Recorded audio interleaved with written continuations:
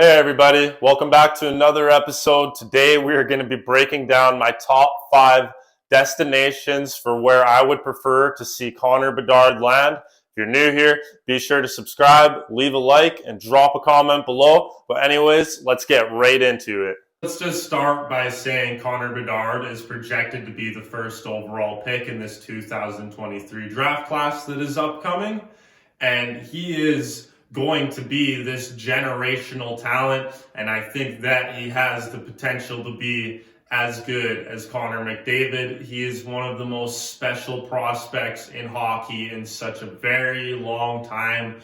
Recently, just putting up a 70-goal season in the WHL with the Regina Pats. This is a truly special player, and whoever lands this guy is going to be out of this world lucky. First, I would like to name some honorable mentions. I have the Detroit Red Wings. I think he would look really fun there. Connor Bedard playing with the likes of Moritz Seider, Lucas Raymond, Dylan Larkin. I think just the Red Wings would have this really exciting top 6 to watch if you throw Bedard in that mix. These are some teams that I'm naming here that are in the mix. They are considered to be eligible to win the draft lottery. I also have the St. Louis Blues. I think Bedard would look really awesome playing with Robert Thomas and Jordan Kyrou.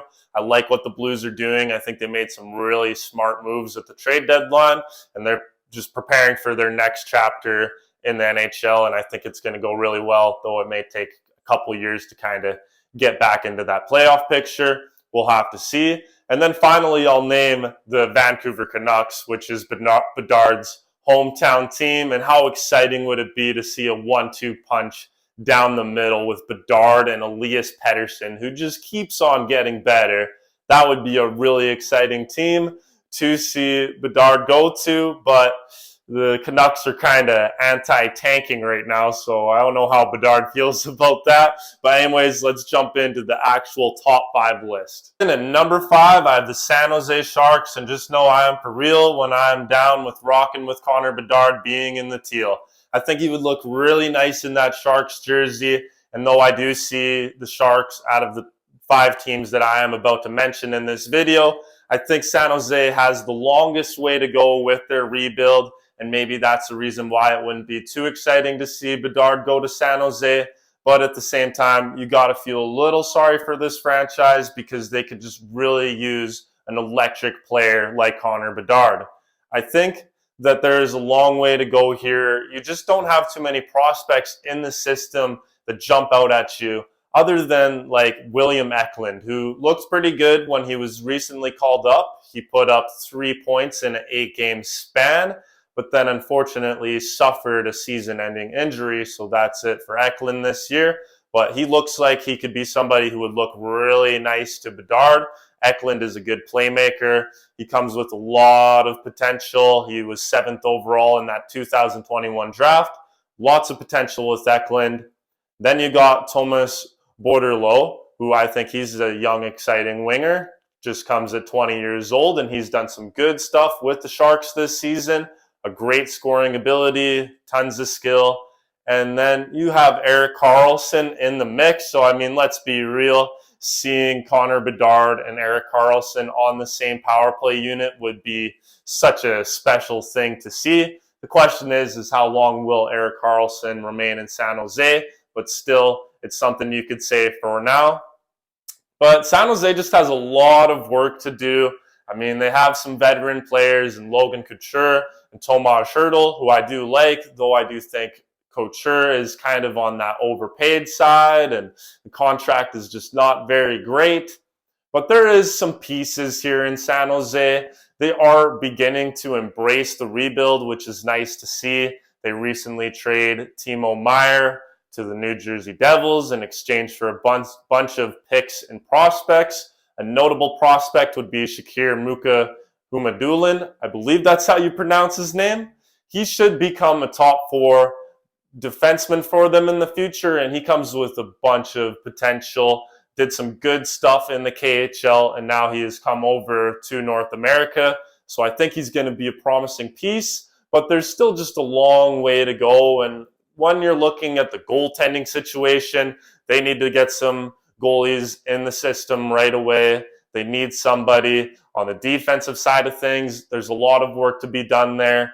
And then you look at the forward group. It's not too special. So there's a lot of holes in San Jose. So if Bedard does come here, it is going to take some time. But is there anything else that is going to change the whole dynamic of the rebuild and launch the speed of it at a better rate? It is Connor Bedard. So San Jose, I think, would be a great option here. At number 4, I have the Montreal Canadiens, and this would be a filthy landing spot for Connor Bedard. What is one of the first things that you think of if Bedard were to come here? It is the combination of Bedard and Cole Caulfield. I mean, that's a duo that could put up multiple seasons together where they would both be scoring 50-goal seasons. It would be out of this world, that combination. But it's not just that duo. It's also just thinking about what else Montreal has to offer. Montreal, very different compared to the Sharks. The Canadiens have a bright future right around the corner. I love that they brought in Marty St. Louis to be their head coach. He's done such a great job there, developing some of these young guys. There's so many special players in this organization. You got the recently drafted Lane Hudson, who's been doing phenomenal stuff in the NCAA. Historical stuff, really. The numbers that he's been putting up, the production is fantastic. He's going to be an offensive beast. So thinking about a power play in the future with Bedard and Lane Hudson, that's just crazy. Then you also have Caden Gooley, a nice young defenseman in the mix there. You got Justin Barron, who I really like what I've seen from him. And then up front, you have Nick Suzuki, who continues to be so underrated. This is a guy that totally has what it takes to be a first-line center in the NHL, and people just continue to underestimate his abilities. He is so strong defensively. Everybody is sleeping on how good he is offensively. He's just such a well-rounded player, and just thinking about a top 6 that has the likes of Bedard and Suzuki down the middle. Then you got Cole Caulfield. And then you also have Juraj Slafkovsky, who recently won first overall in the 2022 draft. And though I disagree with that selection, I do think that Slafkovsky has this amazing potential, and his ceiling could be out of this world really good. It's just a big if he will actually hit that ceiling. But if all goes right for Juraj Slafkovsky, he's going to become one of the most dangerous power forwards in the league. So if he pans out, then he makes this Montreal Canadiens top 6 look that much scarier, and it would be really exciting to see. But yeah, I do think it's been a little questionable with how the Canadiens have handled his development. Kind of looks like they probably should have played him in the AHL for his rookie season. And then they probably should have also sent Slafkovsky to the World Juniors, which I think would have been really beneficial for his development. But there's just so many good things in this Canadiens organization. You got some solid prospects in Owen Beck, Joshua Waugh, and Philip Mazar. There's just a lot of good pieces here in Montreal, so I think this would be a phenomenal spot for Bedard to land, and I'm sure a lot of people could agree. Coming in at number 3, I have the Anaheim Ducks, and this would be a sick destination for Bedard to land. You just think about Bedard and Zegras being on the same team. That would be so sweet. And then you have Bedard's buddy and Mason McTavish, who's having a fantastic rookie season. More than likely a favorite for the Calder Trophy this year. And there's just so many intriguing pieces in this Duck system. I look at their blue line. I think in the future it is going to be so talented and such a tough thing to deal with, and they're going to just be able to come at you in waves. You have 2 high-end prospects on the defense in Olin Zellweger, and then recently drafted Pavel Mintyukov, who went 10th overall in that 2022 draft. They're going to be really good defensemen. And then you also have Jamie Drysdale, who was 6th overall in that 2020 draft class. And I think people are forgetting about Drysdale just a little bit because he unfortunately missed out on the majority of this season due to injury. That really sucks. So I hope he comes back strong next year, because I think as time moves forward, this Ducks blue line is going to be such an exciting thing to watch in the future. There's other promising players in this system. You have Sasha Pastujob. You got Perot on wings. I think they have a lot of options to work with. You have Troy Terry, who has been awesome. He really broke out last season, and though this season the production has gone downhill just a little bit, there's nothing to worry about. There's a good player in Troy Terry. And yeah, you just think about how electric this power play could be in the future. And I just love the idea of Connor Bedard going to California. Whether it's the Ducks or Sharks, I think that would be a really good place for Connor Bedard to go to. Number 2 on my board, I have the Arizona Coyotes, and I feel like a lot of people will disagree with me, but just hear me out. I would love to see the Coyotes getting a generational talent like Bedard. The Coyotes have just been aching for somebody like Connor Bedard, and I mean, this is Gary's team. He's just not giving up on them, and if Bedard goes here, then I really think that that's going to launch the Coyotes into their first really successful chapter in the NHL. I get it, this is a team that plays in front of a crowd that holds 5,000 people. It's pretty ridiculous. Like, I mean, is this the NHL or not there, Gary Bettman? But there's a lot to love with this Coyotes system. I will tell you right now, it is facts that the Arizona Coyotes in the next 3 drafts, in the first 3 rounds, they have 22 draft picks. That is out of this world. This is a team that is going to have one of the nastiest prospect pools in the near future, and the prospect pool is already good. And I will start with Logan Cooley, who I think should have went first overall in that 2022 draft class. Logan Cooley is going to be absolutely electric. Just a responsible two-way game that he has, but the stuff that he provides in the offensive zone, he is just going to be a phenomenal player. And I think about the combination of Bedard and Logan Cooley down the middle in Arizona. That's just going to be so amazing to see. You have Clayton Keller, who is highly underrated. And at this rate, I would say he's maybe a top 15 winger in the NHL right now. He's having a big time breakout season, and he just keeps getting better and better. So you think about Bedard playing with Clayton Keller, that'd be so sweet. You still got Nick Schmaltz in the mix here. And there's some pretty good players in Arizona.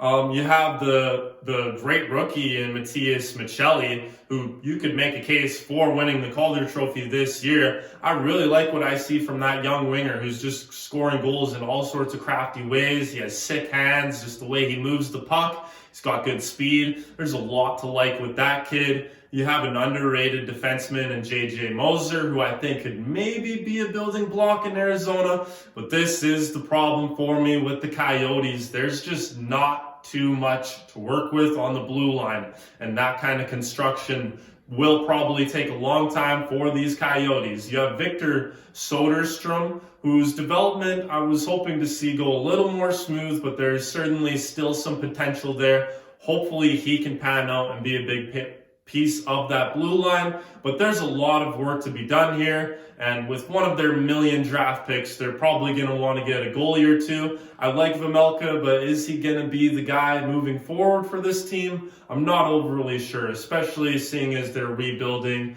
and they're going to be selling for a good while. You would think Vejmelka will maybe be thrown away for a trade asset at a future deadline one of these days. So we'll have to see. There's a lot of things to consider with the Coyotes, and I'll say they're a little closer to the San Jose Sharks, where it would take some time for this team to come along. But when this team comes along, I mean, I just think of how bright their future could be. Like those draft picks that I mentioned. I mean, draft picks are also what ifs, but just you would have to imagine a good amount of them would pan out. And I think that there's a lot to work with in this Coyote system. But yeah, I just think of that 1-2 punch down the middle with Connor Bedard and Logan Cooley. This would just be such an exciting team to watch. And there's a lot of progress that will have to be made. But Connor Bedard going into Arizona certainly would be a great thing to see.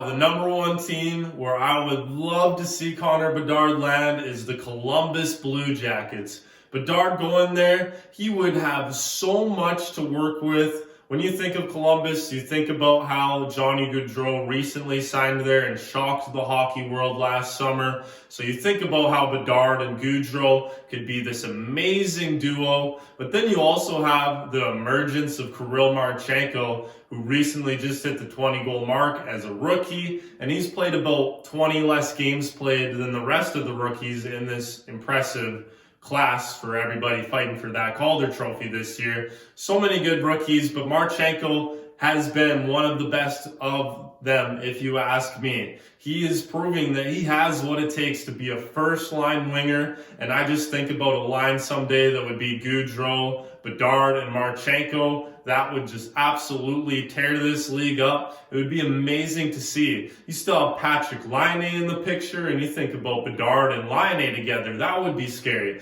This is a power play that could just be so electric and so exciting to watch. You have Zach Werenski, who unfortunately has missed nearly the entire season due to injury. He's the Blue Jackets' #1 defenseman. You think about him being on the same power play as Connor Bedard. That would be so sick to see. You also have Kent Johnson in the mix, who is a part of this impressive rookie class. He just pulled off that crazy Michigan goal. He's really good buddies with Connor Bedard.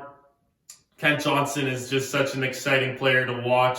So much skill, and having a teammate in Connor Bedard, it would be so fun to watch those two together. You have so many intriguing pieces in this system, such a deep prospect pool. And on the blue line, though Columbus's defensive core needs some work, there's so many prospects in the mix that will clean that mess up pretty soon here. You have David Juracek, who was recently drafted 6th overall in the 2022 draft class. I think he's going to slide next to Zach Werenski, and they're going to be a great top pair in the NHL. Then you have other impressive prospects in Denton Mateychuk, Stanislav Svozil, who actually plays with Connor Bedard in Regina. I would love to see them together on the same team. You have Corson Kuhlmans. You have a young Adam Boquist, who has been taking some great steps in his career. There's just so many pieces in the Blue Jacket system.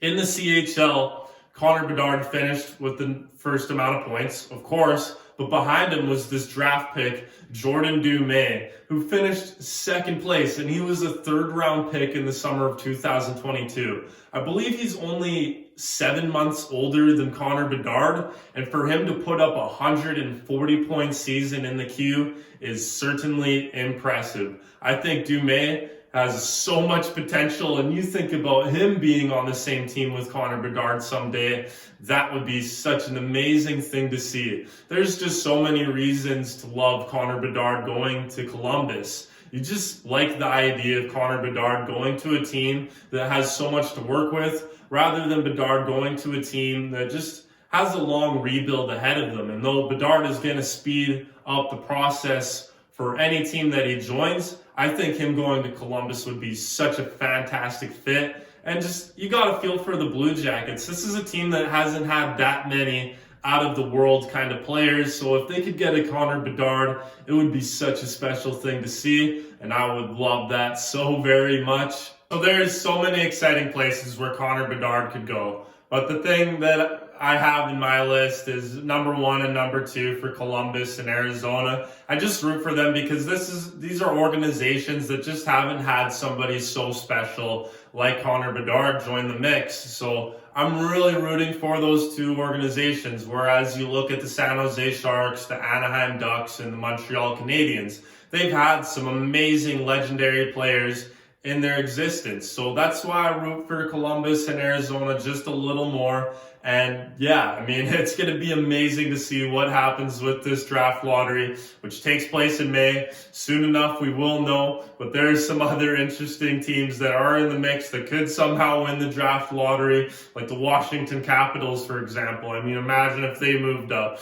Imagine Connor Bedard playing with Alexander Ovechkin. That would be absolutely insane. There's just so much that could happen, and it's going to be insane to see how it all plays out. But that will be it for today. So be sure to subscribe, leave a like, and let me know in the comment section below. What are you thinking? Where do you want to see Connor Bedard go? Where do you not want to see Connor Bedard go? Let me know. So that was nice to see. The number one notable one for me is Shakir Mukamut. I knew that was going to get me.